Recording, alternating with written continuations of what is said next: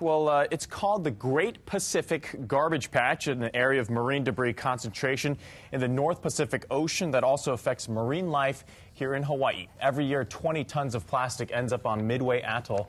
And not too far away, Hawaii's Kure Atoll also lies right in the convergence area of the patch where marine life as well as birds end up eating micro-sized pieces of plastic in the water.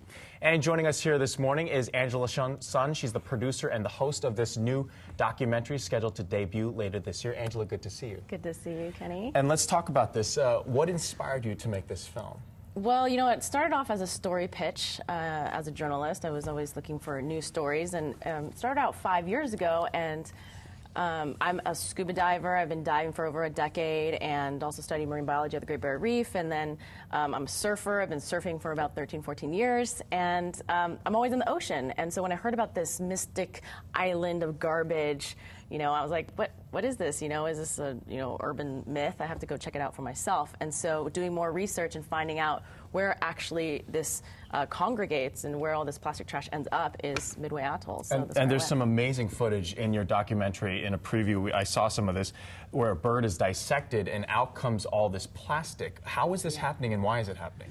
And what can we do about it? Well, it's happening because of the ocean's current systems, and it is a horrible, horrible sight to see, and it's not just, it's happening on a global scale. So there's actually 5 gyres in the world's oceans, and it all happens because of the convergence zones and the way, it's sort of like a toilet bowl or a bathtub spinning, but it doesn't ever drain, and it ends up in the middle of the oceans, or there's these doldrums. And every so often, you know, the Northwest Hawaiian Islands are just right directly in the path of the North Pacific Gyre, so it captures it like a comb.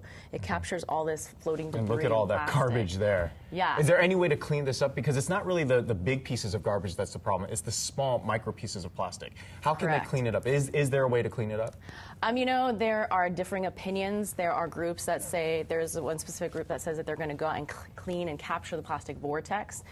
There's other groups that say there's no way that if you took all the ships, you know, around the world and tried to capture it all, you can get it. It is deep in the water column. If you think about it, the Earth is covered by 75% water, or over 75% water, and you know, it's deep in the water column, so you can't capture it because it's those tiny confetti pieces of plastic that have already bioaccumulated, going up the food chain and affecting the fish that we eat. Well, it's something that you're definitely passionate about, and if you want to help, you can visit plasticparadisemovie.com for more on Angela's documentary that's scheduled to debut later this year. If you'd like to see the interview, you can also go to KITV.com website /thismorning. We'll be right back. Time now is 6:19.